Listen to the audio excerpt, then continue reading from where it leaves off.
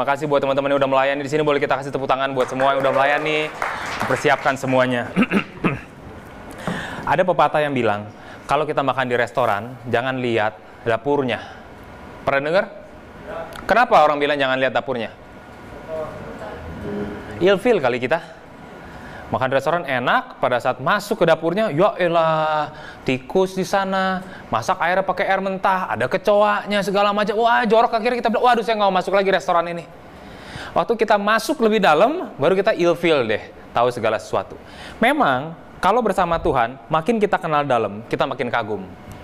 Tapi, kalau sama manusia, makin kita kenal dalam, makin banyak kecewanya. Apapun, siapapun. Kalau lu belum masuk misalnya sekolah penabur, dari luar kelihatan bagus. Pas udah masuk, kita tahu aslinya kayak apa. Semua lu masuk Aloy, wah orang bilang begini begitu. Semua ketika belum masuk kelihatannya bagus dari luar, tapi waktu tahu lebih dalam kita ilfil. Waktu belum dekat sama si dia, kelihatan orangnya wow, baik hati, perhatian. Pas udah deket, ya elah narsisnya luar biasa. Yang dia pedulikan cuma dirinya dan penampilannya. Misalnya baru kita dari deket, wah orang itu seperti itu.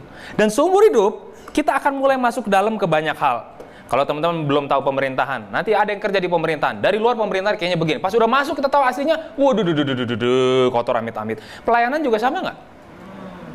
Belum masuk pelayanan, wih kakak-kakaknya baik-baik lu. Kayak malaikat Tuhan. Pas lu udah masuk pelayanan kayak malaikat pencabut nyawa. Semua waktu kita kenal hidup ini makin dalam, bakal bawa kita kepada satu kecewaan, kepada kecewaan lain. Sampai akhirnya di satu titik dalam hidup ini kita bilang, saya lebih baik kagak usah kenal orang. Kita masuk dunia di mana kita aman sendiri dengan our own world, karena kita tahu di luar sana akan banyak kekecewaan. Dan waktu itulah kita mulai menjadi orang-orang yang barangkali nih udah lebih pahit, udah nggak peduli sama sesama, boro-boro mau mengasihi. Nah, bagaimana kemudian etika kerajaan surga mengajar kita di tengah dunia yang akan bawa kepada kita kekecewaan demi kekecewaan? Saya baca ayat yang genap, teman-teman baca yang ganjil. Dari Matius 5, ayat 38 dan 45. Kita mulai ya, saya yang genap, teman-teman yang ganjil.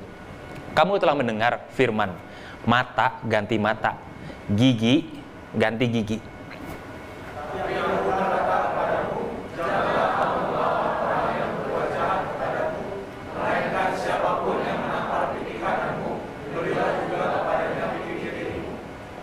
Dan kepada orang yang hendak mengadukan engkau karena mengingini bajumu, serahkan juga jubahmu.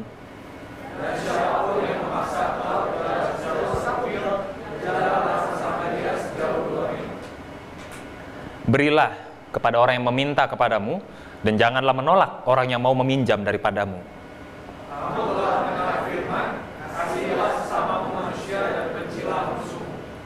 Tetapi aku berkata kepadamu, kasihilah musuhmu, dan berdoalah bagi mereka yang menganiaya kamu.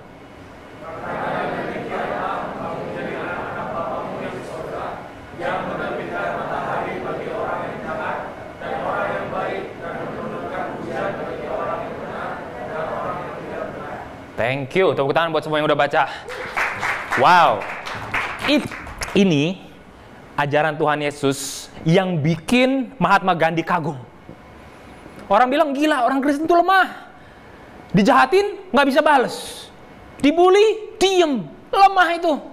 Tapi akhirnya Gandhi bilang tidak. Justru ajaran Kristen adalah ajaran yang paling kuat. Kenapa? Ketika lu dijahatin, lu bisa bales, tapi lu nggak bales, malah menyayangi orang itu. Orang sinting mana yang punya kekuatan? Dijahatin, tapi nggak bales, malah mendoakan orang itu. Nggak masuk akal. Ini yang disebut sebagai etika kerajaan sorga. Yesus ngontrasin. Lu diajarin dulu begini. Gue kasih tahu lu perjanjian yang baru ngomong apa. Kita lihat nih ya. Kamu telah mendengar mata ganti mata, gigi ganti gigi. Tahu nggak apa? Lu berantem, tonjok, mata lu copot sebelah. Wah kurang ajar lo, mata gue buta sebelah. Gue mesti tusuk mata lu juga. Berantem, wah giginya copot. Wah gigi gue lepas dua, gue mesti bikin gigi lu lepas dua. Supaya adil, justice. Yesus bilang, iya kita diajarin begitu kan, adil. Tapi aku berkata kepadamu, this is the new commandment. Ini etika kerajaan sorga. Jangan kamu lawan orang berbuat jahat kepadamu. Duh. Kok kebalik? Orang jahat mesti dilawan. Dari kecil barangkali kita diajarin, jangan nyari ribut. Tapi kalau dia jual, lu beli. Bukan narkoba maksudnya ya. Dia ngajak ribut, lu ributin sekalian. Orang tua kita aja ngajarin gitu. Enggak, jangan ngelawan.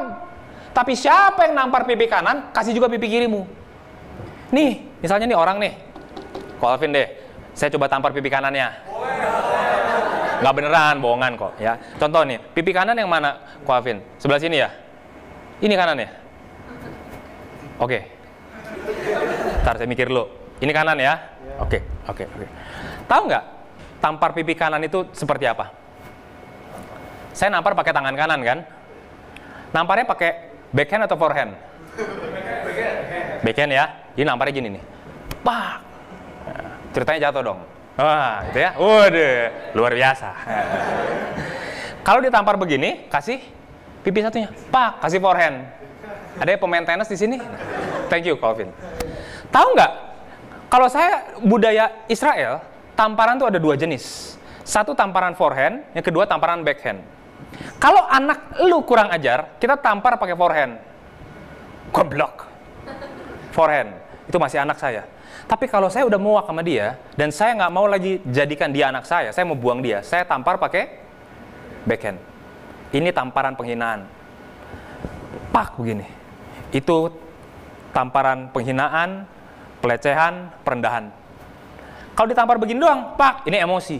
Tapi kalau udah pakai tangan belakang ini, itu betul-betul udah dibuang orang itu. Nah, di sini dikatakan, siapa yang ditampar pakai di pipi kanannya, artinya saya tampar backhand begini, kasih pipi kirinya. Bahkan katanya, sampai lu dibuang pun, lu nggak ngelawan, bahkan kasih, lu boleh tampar yang sini juga. Nggak masuk akal kan ajaran Tuhan Yesus ini. Yesus ini apa sih? Dan Yesus mau kita hidup dalam etika kerajaan sorga. The new commandment yang kayak begini, apa maksudnya? Udah direndahin pun, tetap nggak ngelawan. Terus, kalau ada orang mengadukan engkau karena pingin bajumu, serahkan juga jubahmu. Orang Israel dulu selalu pakai 3 lapis baju. Baju bagian dalam yang warna putih, baju luarnya warna-warni, lalu jubah yang paling mahal.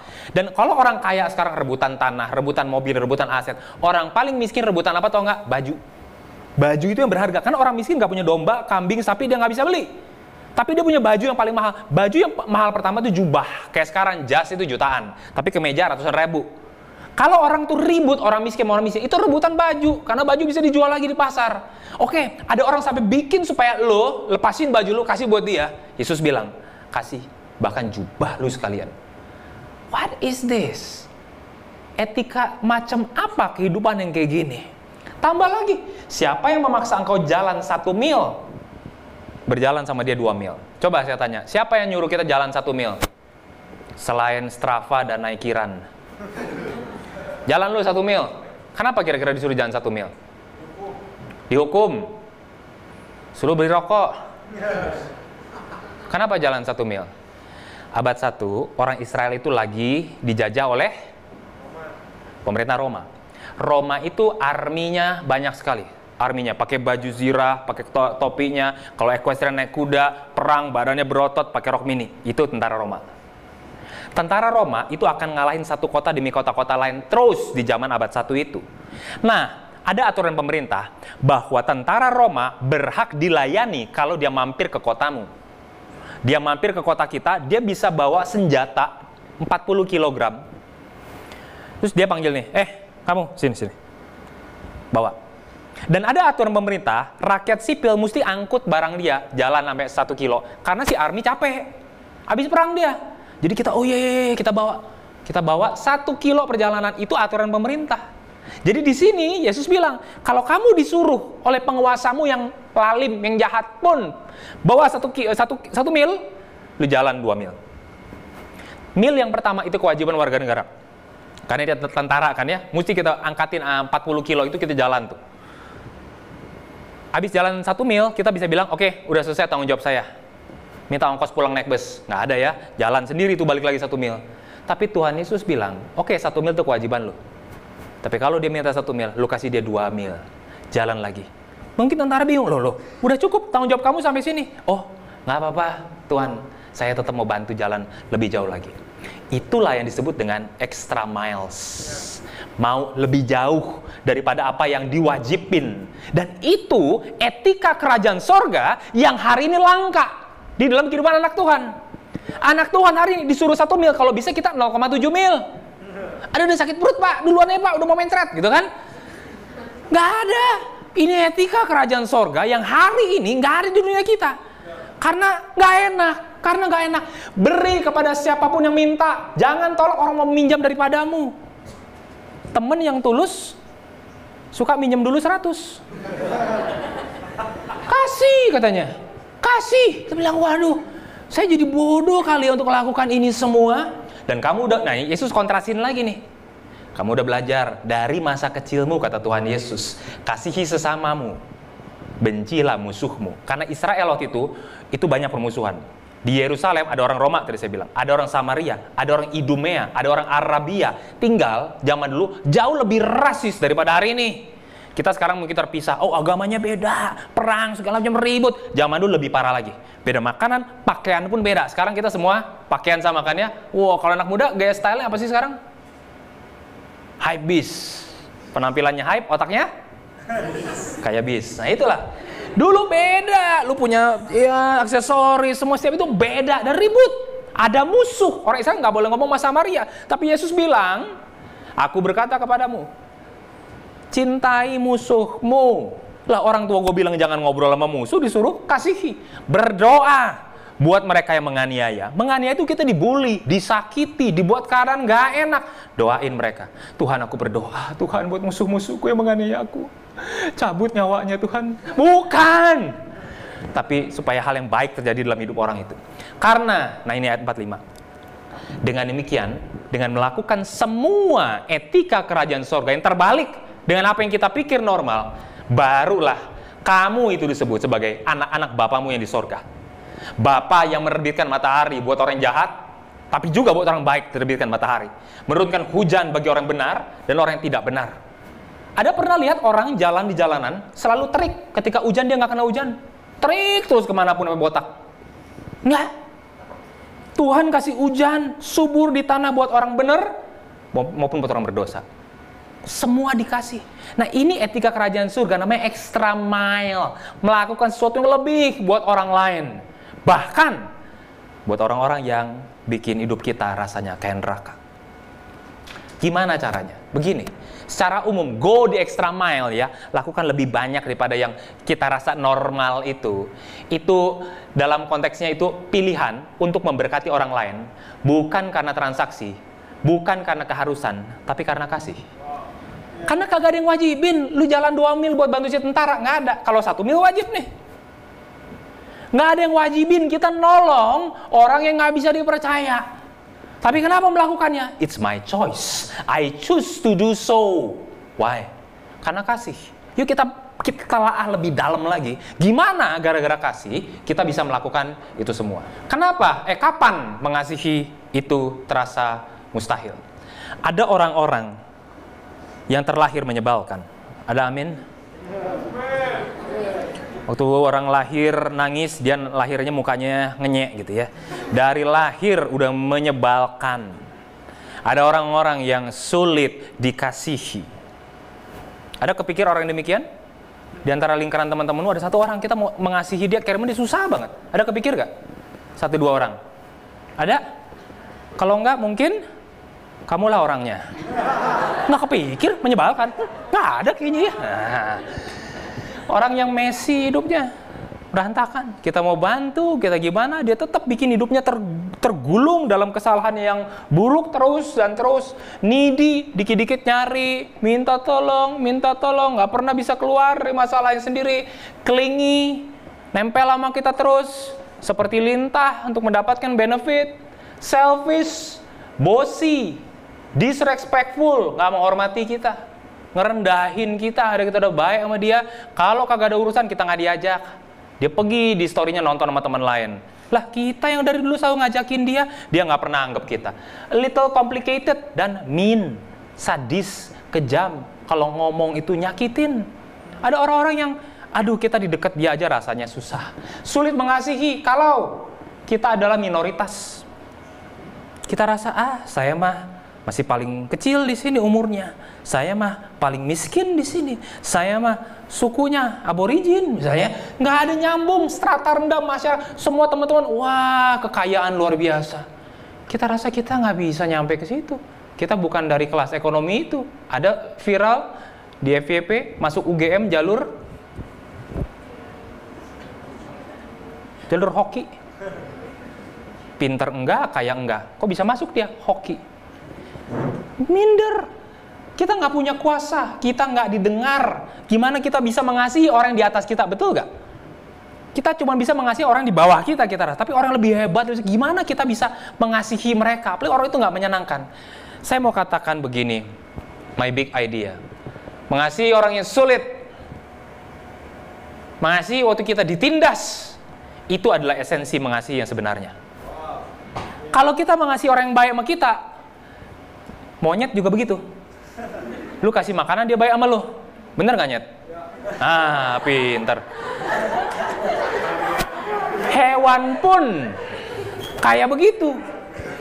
Tapi mengasihi di sini, mengasihi orang yang sulit, mengasihi meskipun kita nih ditindas, itu baru mengasihi yang sebenarnya.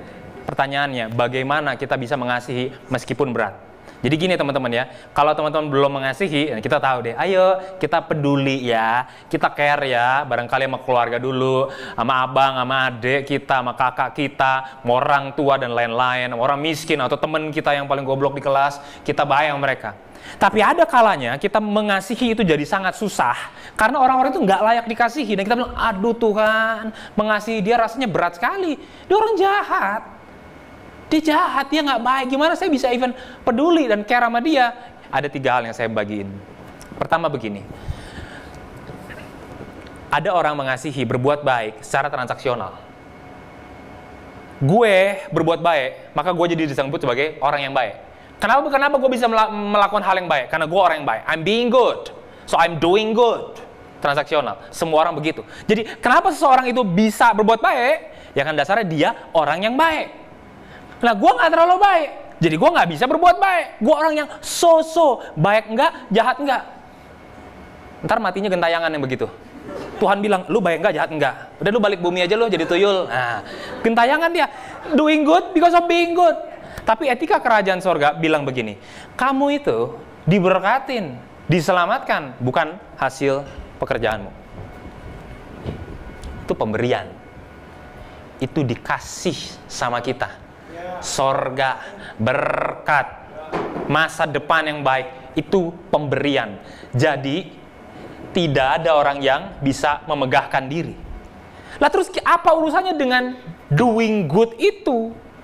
Gini, kalau yang tadi I'm being good, that's why I'm doing good. Tapi yang ini I'm being loved, that's why I'm doing good. Kenapa lu berbuat baik?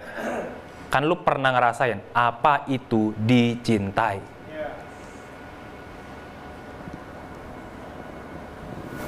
Menariknya, orang yang seumur hidupnya kurang dicintai lebih menghargai apa itu cinta. Orang yang hidupnya penuh dengan cinta dan berkelimpahan justru seringkali orang yang paling tidak mengerti arti cinta. Papa ya, mamanya sayang sama dia, kakek neneknya akur, pembantu dan supir sayang sama dia, semua yang dia butuh selalu ada, dari TK sampai SMA ranking 1, kuliah, masuk kuliah nggak usah mikir bayar gimana, semua ada, dia pikir what is love? Ya saya lahir begini. Tapi ada orang lahir, dibenci oleh orang tuanya, dimusuhin teman-temannya, nembak cewek 3 kali, ditolak 5. Orang yang hidupnya lebih susah adalah orang yang ngerti apa itu artinya dicintai dengan tulus. Orang yang lebih ngerti apa itu ketulusan orang lain, karena hidupnya pahit. Waktu orang hidup pahit dicintai, dia ngerti bener kenapa gua mesti cintain orang lain. Karena gua tahu betapa nikmatnya dicintai, disayangin sama orang lain. Itu jadi perbedaan di situ. Nah jadi sebelum we go forward, ini yang paling penting. You have to experience the love from God. Kenapa from God? Lu cari dah sayang dari orang. Orang itu transaksional. Lu disayang karena dia ada maunya. Ya, Lu jadi miliknya dia. Lu disayang karena lu anaknya. Lu disayang karena lu kekasihnya. Lu disayang karena lu populer. Lu disayang karena lu kaya. Lu disayang karena you're good looking. Lu disayang karena lu punya mobil. Tapi waktu lu tahu kasih Tuhan seperti apa, being love, itu mendorong kita untuk doing good. Sehingga, kenapa gue ikutin etika kerajaan surga untuk mengasihi extra mile? Bukan karena, ya Tuhan suruh, gue mau gimana lagi. Tapi karena gue pernah ngalamin. Dicintai itu luar biasa enak, dan gue mau nolongin orang-orang lain yang sedikit dicintai hidupnya. Gue rindu mereka juga ngalamin itu semua. So number one yang gak boleh luput dalam hidup ekstra adalah ini dulu, menikmati kasih Bapa. Teman-teman tahu anak yang sulung dan anak yang bungsu, siapa yang lebih paham kasih Bapa? Sulung atau bungsu? Yang bungsu keluar nih, bejat nih, jahat nih, bikin bapaknya miskin separoh nih. Dia pulang ke rumahnya, dia ngomong kan dalam hatinya, ya elah enak bener budak-budak bapakku. Hidupnya ternyata di rumah ini. Baru dia ngerti cinta yang besar dari papanya kayak apa setelah dia pergi dari rumah. Si kakaknya selalu di rumah, dia nggak tahu. Ya kayak begini aja. Malah dia sebel nggak dicintai. Teman-teman di sini yang merantau akan lebih kangen orang tua ketimbang teman-teman yang kuliah sama orang tuanya serumah terus, betul gak? Gue habis lulus SMA, gue pindah keluar kota, baru gue kangen sama papa. Papa baik ya, papa suka tulis email, baca, terharu rasanya karena cuma setahun bisa ketemu paling banyak 2 kali sama papa. Tapi kalau lu kuliah serumah sama papa malah berantem, malah sebel, masih diurusin jam segini belum pulang gitu kan ya, dipikir gue masih SD. Waktu kita ngenalin seperti apa dikasih Bapak, itu baru seorang bisa doing extra mile. Kalau nggak semua yang gue ngomong ini, ngomong kosong. Lah gue nggak pernah dicintai, gimana gue bisa mencintai orang lain? Gue dicintai. That's why gue mau doing extra mile. Dan dengan demikian Bapakku dipermuliakan, karena aku berbuah lebat buat dunia ini. Saya nggak heran orang yang dari kecil Kristen seringkali nggak berguna ketimbang orang yang baru percaya Tuhan di hari gedenya. Bener gak? Yang mencintai Tuhan lebih dalam, seringkali orang yang dipungut Tuhan dalam solokan, dalam got di hidup ini, lalu dia mengerti indahnya Tuhan. Lah kita yang dari kecil di sekolah minggu ke gereja aja mesti dibangunin. Misalnya zaman dulu ya, nggak kepengen, ngantuk. Saya juga begitu, karena gue dari kecil disuruh ke gereja sama orang tua gue. Tapi orang yang kenal sama Tuhan sendiri, dia ngerti indahnya kayak apa. Baru orang-orang itu memuliakan Tuhan. Nah, jadi gimana dong kalau kita dari kecil ini udah jadi Kristen? Gimana? Apa kita mesti rusak dulu? Ngaco dulu, baru kita ngerti, Tuhan baik ya.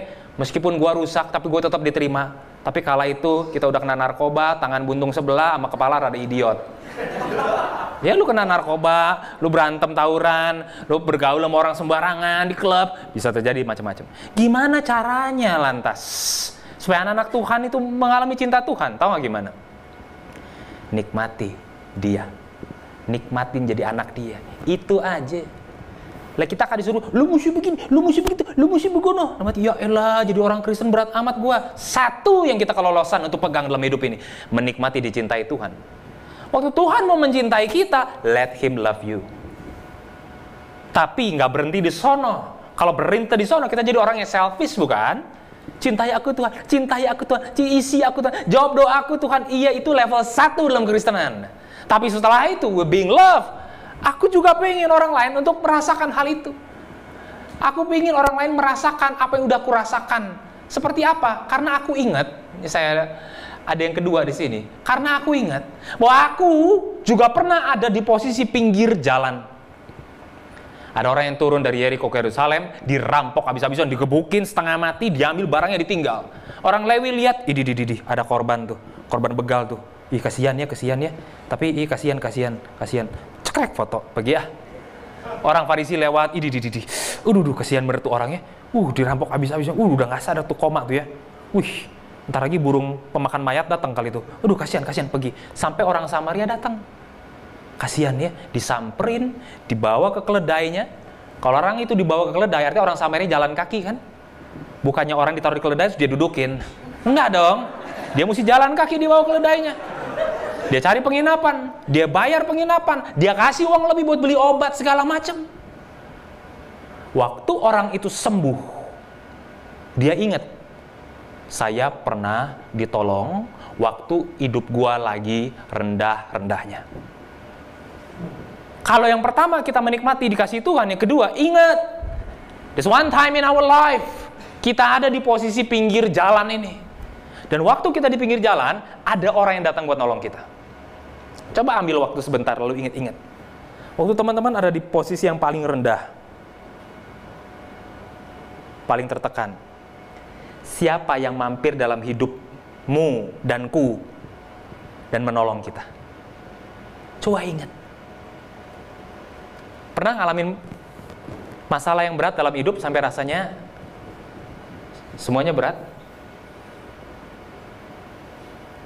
Tiba-tiba muncul di story si dia dengan orang lain dan sebuah tanggal dan gambar hati.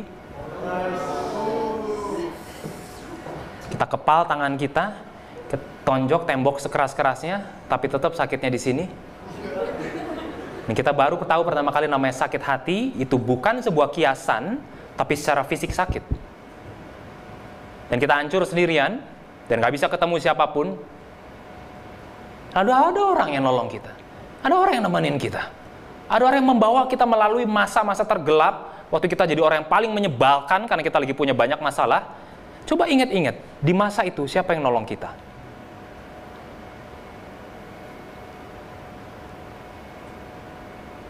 Oke, gue tanya sekarang. Udah kepikir?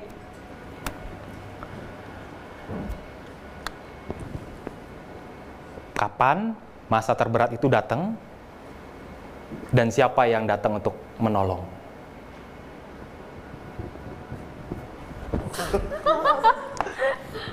Kapan mau masuk kuliah? Yang nolong orang tua. Thank you. Pertanyaannya apa tadi? Kapan waktu lagi terendah dan ada orang datang nolong kita? Waktu lagi stres paling berat? Pertama kali putus paling. Yang nolong ya paling teman-teman dekat. Teman-teman dekat. Nolongnya gimana tuh? Ya ngajak jalan, ngajak ngobrol biar lebih tenang diri. Thank you. Thank you. Saya nanya yang laki aja ya. Kalau yang perempuan kesian, nanti malu. Oke? Yuk.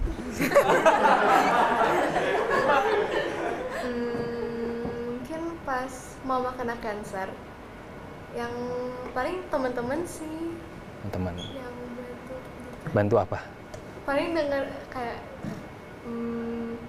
denger cerita aku aja gitu. Apa yang aku rasain segala macam gitu. Ya. Terima kasih. Terima kasih buat kalian, kasih tepuk tangan buat teman-teman kita. Waktu hidup mulai enak, kita pernah lupa bahwa kita pernah disakitin. Semuanya lagi indah, semuanya lagi bagus, kita bisa lupa. Dan waktu kita lupa, kita lihat orang yang lemah, kita bilang cengeng lo. Kita lupa bahwa kita juga pernah jadi si cengeng itu. Kita pernah jadi orang yang gak menyenangkan itu waktu kita ada di posisi pinggir jalan. Jadi yang kedua teman-teman tuh bisa extra mile.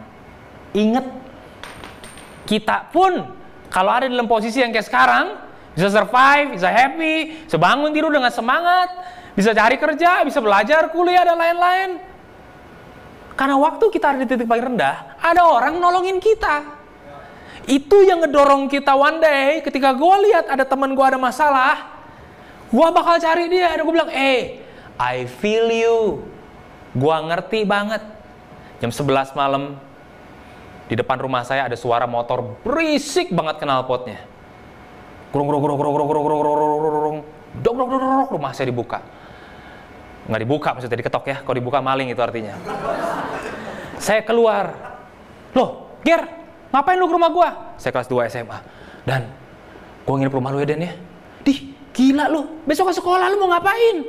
Gua butuh ngomong sama lu. Yaudah masuk. Matiin lu kali mesin lu, gila lu ya. Knalpot lu kayak kampret begini, Pak RT ntar bisa marah di gang kita nih. Ya masuk. Papa mama saya udah tidur di kamar di atas, motornya masuk ke pekarangan rumah. Udah ya masuk. Kamar saya, waktu itu saya sendirian tidur situ, lalu saya, udah lu Ger, tidur sini Ger. Aduh Den, kenapa Ger? kenapa ya Kristi putusin gua? Ya elah Tuhan Yesus. Iya. Lu jelek sih, Ger. Nggak ketawa dia. Padahal dia emang jelek. Padahal gue udah dikenalin loh sama maminya dia. Gue dikenalin loh sama omanya dia. Kenapa ya dia kayak gitu ya, Den ya? Udah, Ger.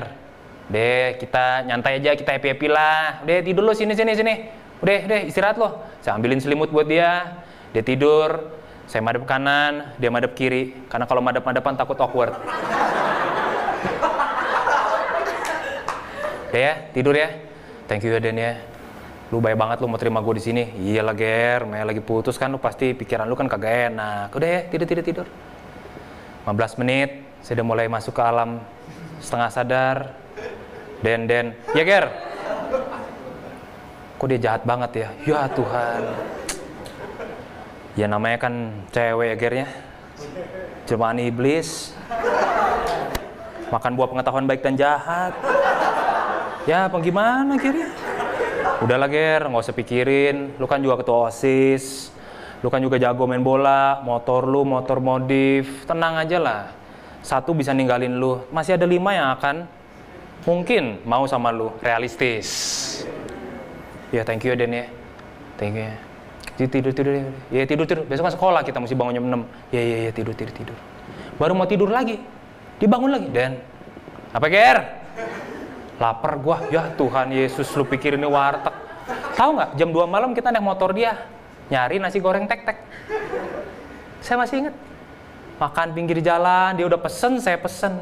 Dia baru makan 2 sendok. Dan gua nggak bisa habisin, lu mau nggak? Dih, kenapa lu, Ger? Gua nggak nafsu makan. Gue inget dulu malam-malam gue pernah bawain nasi goreng ke rumah dia di apartemen. Nih, kayak gini nasi gorengnya. Gue nggak kuat, nggak bisa habisin, Den. Ya dia pulang ke rumah gue, pulang lagi, kita jalan kaki tuh, pulang, baru mau tidur, akhirnya si Gary udah diam, matahari terbit, ayo ke sekolah, kita naik motor ke sekolah berdua. Sekarang Gary udah jadi dokter spesialis, tapi Gary dan Denny nggak pernah lupa. Ada masa kelas 2 SMA dia putus sama pacar pertamanya. Karena dia bukan Chinese, pacarnya orang Chinese. Mamanya nggak bisa terima dan segala macam, dan dia diputus. Dan dia nggak pernah lupa kita spend makan nasi goreng jam 2 malam. Dia nggak pernah lupa. Dan itulah memori yang kecil yang gue bisa ingat sama Gary, dan Gary bisa ingat sama gue sampai hari ini, meskipun dia ada di tempat yang jauh. Kenapa? Karena gue juga pernah patah hati. Dan waktu itu Gary yang ngajakin jalan tiap malam. Den, ayo kita kuliner. Karena dia punya mobil, gue nggak punya. Den, ayo kita pergi. Den, ayo kita kesini. Terus sampai saya lupa perempuan itu. Hah? Siapa dia? Hah? Saya tidak tahu. Amnesia. Hah? Kamu siapa? Gitu ya. Gara-gara temen yang baik. Saya bisa melayani. Karena saya ingat, saya pernah ada di kondisi kayak gini. Dan ada Gary yang ngajakin saya jalan tiap malam. Cuma ngajakin jalan. Itu yang bikin memampukan saya bisa extra mile. Ketiga, kita merespons ketika ada belas kasihan muncul. Punya belas kasihan hampir setiap orang punya, kecuali kita psikopat. Tapi cuma 1% yang meresponi perasaan dalam hatinya. Ya kan? Waktu kecil kita kasihan, papi, itu anak kecil kecek pinggir jalan, kasih duit ya. Papi kita bilang, jangan, itu anak mafia, jangan dikasih duit. Ada orang pincang di jalan trotoar, aduh Bi, itu kakinya kenapa? Nggak apa-apa, itu cuma dilipat kakinya di belakang pakai obat merah. Makin tumbuh dewasa, kita makin jadi orang yang nggak punya belas kasihan. Oh itu emang begitu, oh itu emang levelnya begitu, oh itu salah dia sendiri. Sampai pelan-pelan kita jadi orang yang hatinya itu gak ada lagi tuh belas kasihan tersentuh untuk apa yang terjadi, kecuali hal itu menimpa hidup kita. Dan menimpa hidup orang lain, peduli setan, karena dia gak ada urusan sama hidup saya. Nah, punya belas kasihan adalah sesuatu yang Tuhan Yesus lakukan selama dia di bumi ini. Dan yang kedua, abis punya belas kasihan apa? Bertindak. Aduh kasihannya, aduh kasihannya. Tuh berdoa makan. Tuhan, kami mengingat orang-orang yang gak bisa makan saat ini. Berkatilah mereka dalam nama Tuhan Yesus. Ya, kagak inget kita. Kalau kita doa Tuhan, aku mau mengingat mereka yang gak bisa makan. Lu makan tuh pahit. Makan merasa bersalah. Kita merasa bersalah setelah bayar. Kok mahal?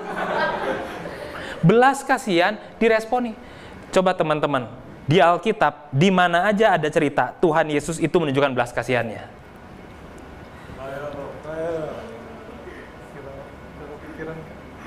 Gak kepikir? Saya kasih 3 detik. 3, 2, 1. Ada yang kepikir kapan Tuhan Yesus menunjukkan belas kasihannya? Iya betul. Belum ya? Pas ngeliat wanita yang lagi nimba sumur.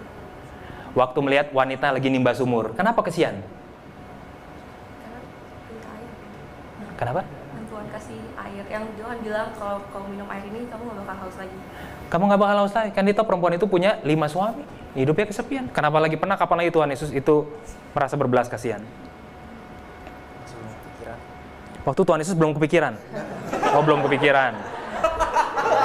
Belum ketemu perempuan yang berzina yang mau dilemparin batu. Waktu ketemu perempuan berzina yang mau dilemparin batu. Thank you. Dalam banyak kejadian Tuhan Yesus berbelas kasihan. Ini kisah waktu Lazarus mati. Waktu Lazarus ya mati, menangislah Yesus. Lah padahal barangkali 10 menit abis itu Lazarus bangkit loh. Iya kan? Lazarus Tuhan Yesus bangkitin. Artinya Tuhan Yesus tahu bahwa Lazarus akan bangkit lagi. Kenapa Yesus nangis? Kenapa Yesus nggak gini? Pas peluk Marta, dalam hatinya, tunggu sebentar lagi, kau akan melihat kecanggihanku. Itu sinetron Indosiar. Belum tahu dia kekuatanku ini. Sedikit lagi akan kutunjukkan pada mereka.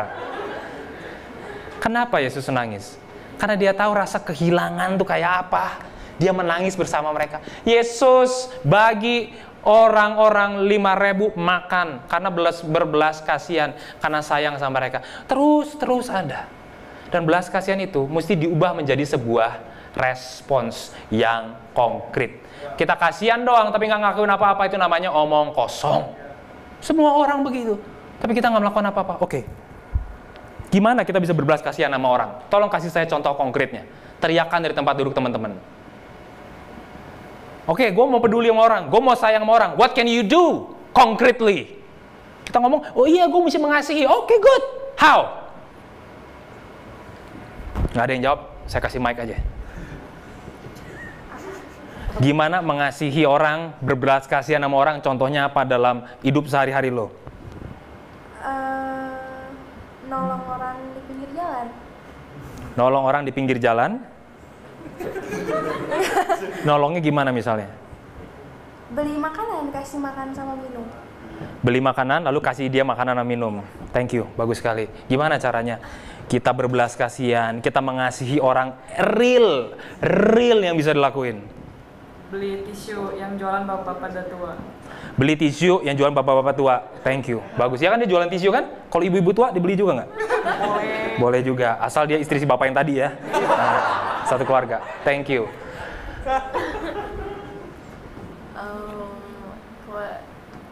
Kayak kalau misalnya lebih kurang sama kayak kalau misalnya bapaknya lagi jualan koran aku beliin gitu.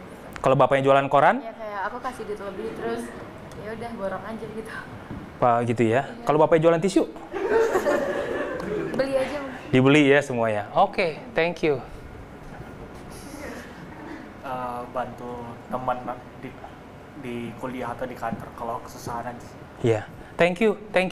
Bagus, kasih tepuk tangan boleh. Semua yang dijawabnya. Bantu orang di jalan, bantu orang di kuliah. Ada orang yang datang ke Bandung karena dia dari Sumatera, dari Kalimantan, dari Sulawesi, nggak tahu apa-apa. Ada orang kerja juga bingung di sini, adapt dan segala macam. Kita bisa bantu mereka. Itu namanya extra mile. Tapi saya nggak mau berhenti di situ, karena ada satu hal lagi, yaitu satu kata. Bagaimana bisa mengasihi dengan bijak? Oke, kita mengasihi. Sebagai orang Kristen, kita ingin saling menanggung, menjalankan kasih, melayani sepenuh hati, kita mesti melakukannya. Tapi, bukan berarti kita kehilangan hikmat. Bukan berarti kita jadi bodoh. Wah, aku mau mengasihi dengan sebaik-baiknya kepada orang gitu. Aku mau extra mile sama dia. Dia minta dirangkul, aku kasih yang lain. rusak dong. Dia minta begini, lakukan itu, rusak dong. Ya aku mau supaya dia merasa dicintai. Tapi jadinya jadi nggak bijak. Oke guys. So ini dua hal yang mau gue bilang pagi ini lagi ya. Subuh ini. Pertama, kasihi orang, peduli sama orang. Ingat kita pernah di posisi itu. Tapi kedua, jangan bego. Karena bisa dalam nama kasih, kita jadi otaknya kurang jalan, malah kita hancur sendiri. Contoh gini, ketahuilah area mana kita bisa nolong orang, area mana kita nggak bisa nolong orang. Good friends are like treasure, bad friends are like toxic, like racun. Ada orang yang bisa kita lakukan, kita layani dengan baik. Tapi ada orang yang bisa bikin kita hancur. Ada 14 harmful friends. Kita di kuliah, kita di kerja, ada orang-orang yang sebenarnya toxic, yang belum tentu jadi tugas kita buat menolong mereka. Oke, kalau kita terlalu, wah, polos, oh gua mau nolong, gua mau kasih semuanya, tiba-tiba lu jadi rusak juga, bahaya. Kenapa? Lu nggak mengasihi diri lu sendiri. Tuhan bilang kasih orang lain seperti mengasihi diri sendiri. Apa aja 14 harmful friends itu? Satu, orang yang sangat ngontrol. Semua hidup lu jadi teman dia, dikontrol sama dia. Lu makan di mana, lu berteman dengan siapa, nonton konser apa, pilihan baju yang kita, brand yang kita mau beli, dikontrol sama dia. Somehow dia control freak. Cuma temen, udah kayak mama mertua. Partisan itu ciri-cirinya gini, dia bisik-bisik, matanya ngeliat ke sana. Tahu nggak apa? Suka mecah belah. Ini kami, itu mereka. Itu golonganku, itu bukan golonganku. Kita orang-orang keren, dia orang-orang apalah. Selalu partisan, memisahkan. Kita nggak kayak mereka. Kita nggak, itu hati-hati. 3, bad influence, pengaruh buruk. Awalnya cuma makan malam, akhirnya pergi ke Lembang, makan sate. Nah, pulangnya kemalaman kan jadinya kan bad influence. Segala macam, semua orang yang jatuh dalam segala itu kan dari bad influence kan. Orang nyobain rokok pertama kali dari mana? Iklan TV? Enggak. Tahu kenapa rokok bikin iklan di TV? Nggak ada hubungan sama rokok. Dari temen. Orang nyobain semua macam-macam yang aneh-aneh dari temen. Dia ajak ke tempat yang macam-macam, ke bar. Siapa yang ngajakin? Temen. Nah, hati-hati bad influence ini. Lu mau nolong dia, lu ikut dia, lu nggak sadar. You're losing yourself. Oke, gossipers, hati-hati. Orang yang bergosip bersamamu akan menggosipkan kamu. Hari ini dia gosip bersama kamu. Hari berikutnya dia bergosip tentang kamu. It's a habit. Unreliable, nggak bisa diandelin. Kumpul jam 7, datang setengah 9. Dia nggak peduli sama hidupmu, dia nggak peduli sama kehidupanmu, dia cuma peduli sama dia, pakai dia nggak sempet.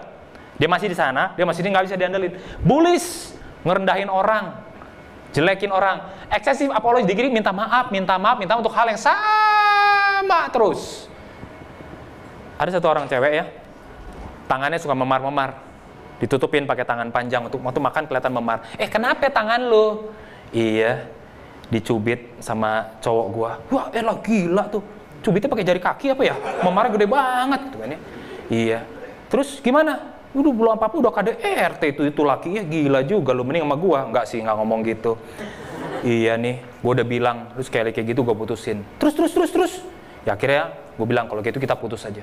Terus dia gimana? Dia gini, aduh sorry, gue nggak sengaja pale lu peyang, sampai memar. Aduh sorry ya, aku kalau marah tuh emang suka gitu jelek banget. Aduh sorry, please maafin aku nggak bakal gitu lagi. Terus abis dia minta maaf gimana? Ya udah, gue terima lagi. Goblok. Berselang seminggu nggak ketemu, dia pakai turtleneck, lehernya memar. Dia malu. Karena dia goblok. Dia masih jalan sama pacar itu. Leher lu kenapa? Apa ya? Bilang dikerokin. Tampol lu bilang dikerokin memar kan? Kenapa lagi sama tuh cowok? Diinjek. Gila, lu polisi tidur barangkali diinjek. Udah lu putusin belum? Udah. Terus dia gimana? Biasa dia berlutut. Minta maaf, gak bakal ngulangin lagi. Terus lu terima? Ya, mau gimana? Kesian, orangnya dasarnya baik. Ya elah, menggoblok lu ya jadi makhluk ya. Itu excessive apologies. Tapi emang gini guys, laki itu goblok dalam menilai cewek. Teman-teman cewek bilang, ih kamu kok mau sama dia ya? Ih, padahal dia orangnya begini loh. Laki emang goblok milih cewek. Tapi minta maaf nih, cewek juga goblok kalau milih cowok. Lu nyari bad boy, lu tahu nggak yang lu cari kayak apa? Apa yang lu cari laki-laki kagak tahu, goblok pokoknya. Tapi itu kenyataan. Itulah karena banyak pernikahan yang salah. Laki nggak pandai menilai cewek. Cewek nggak pandai menilai laki. Kita mencintai orang yang salah, hidupnya bisa jadi salah. Maaf ya, kata-kata saya terlalu kasar ya. Goblok.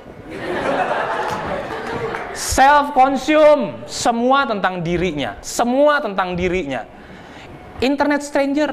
Ada orang banyak salah bergaul gara-gara kenalan di internet, kenalan di aplikasi yang kita kagak tahu orangnya kayak apa. Berbahaya juga. Gambling sekali. No reciprocation, artinya apa? Nggak bertepuk dua belah tangan. Kita mulu yang begini, kita mulu yang nyari, kita mulu yang nanyain keadaannya. Well, that's not sepadan. Constant competition.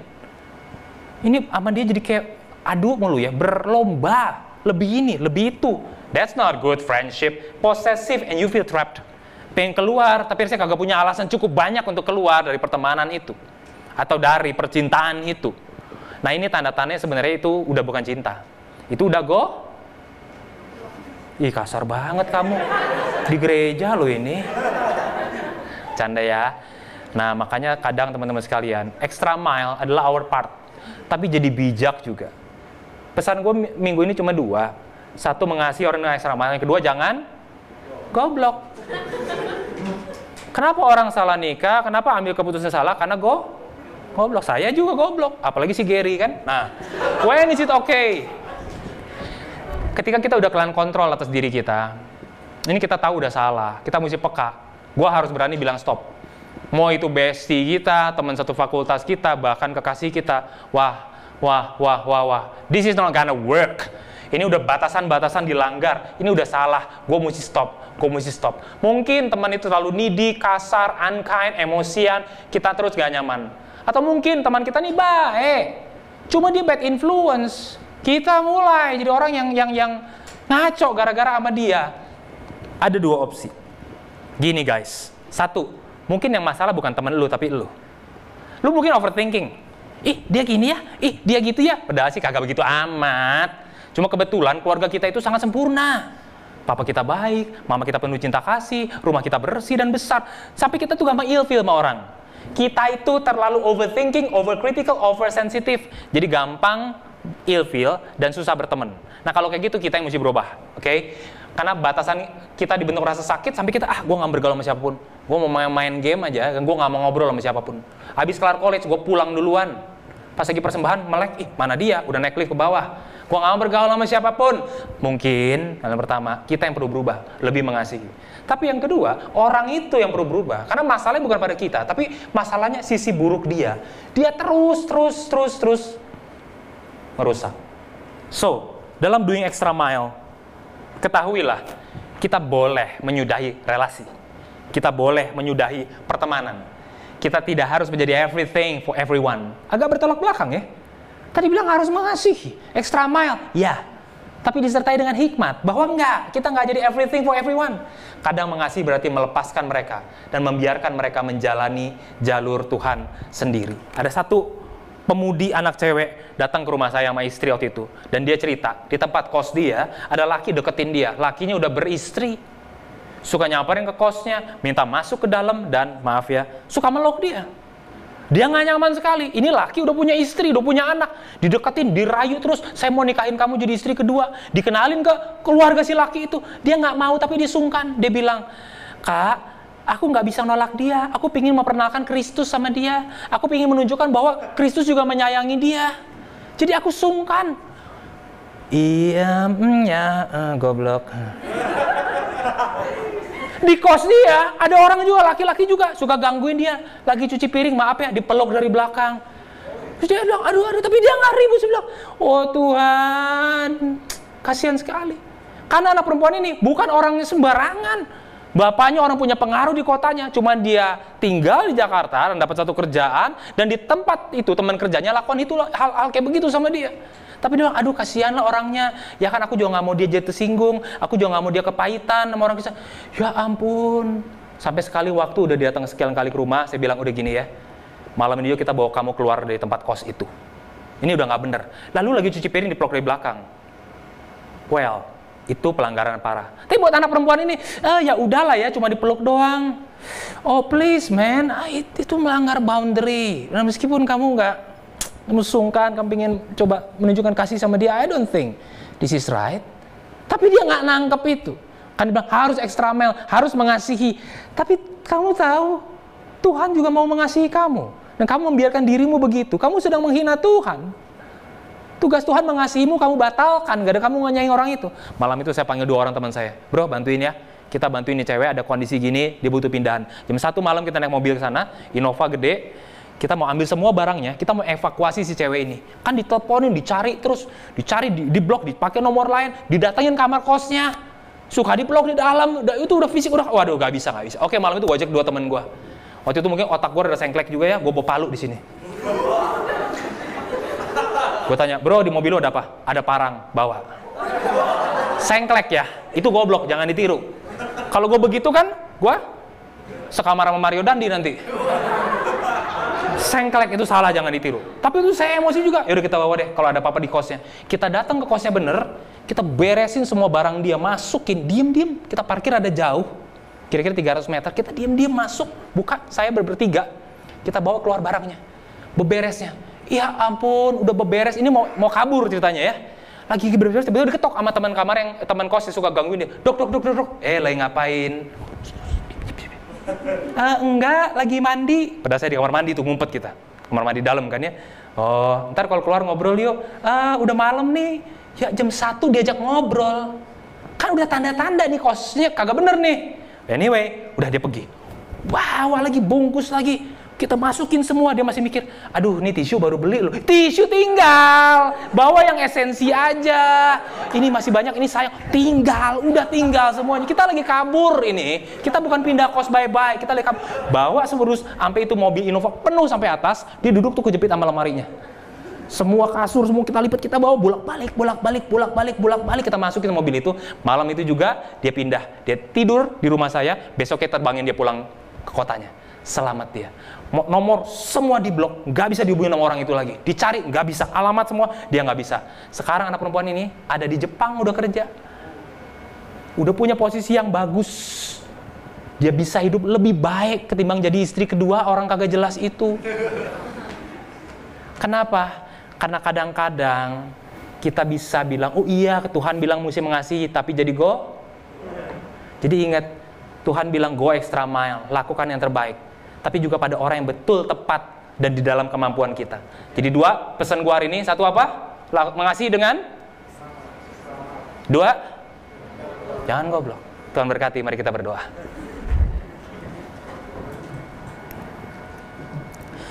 Tuhan berikan kami belas kasihan-Mu untuk lihat orang seperti yang perempuan tadi diperlakukan begitu sama temannya. Untuk lihat teman kami yang lagi patah hati. Buat lihat teman kami yang lagi kagak ada duit sampai susah banget. Buat lihat teman kami yang kagak punya teman dan sendirian. Berikan kami belas kasihan Tuhan untuk mengasihi mereka dengan limpahnya. Bukan cuma kayak teman biasa, tapi kami bisa treat mereka, to show them bahwa di dunia ini masih ada manusia yang care. Aku masih care. Dan aku peduli pada mereka. Aku peduli pada masa depan. Aku peduli pada kesejahteraan mereka. Karena hidup ini bukan hanya tentang aku. Dan Tuhan jagai kami supaya kami tidak bodoh. Kami nggak mengasihi orang yang salah dan kemudian menyebabkan diri kami dalam bahaya juga. Terima kasih Tuhan untuk etika kerajaan sorga mengubah kami bisa mengasihi dengan berani, tapi juga berani berkata tidak pada hal yang bisa merusak kami. Kiranya nama Tuhan dipermuliakan dan Yesus Kristus hidup dalam hati kami. Haleluya. Amin. God bless you all.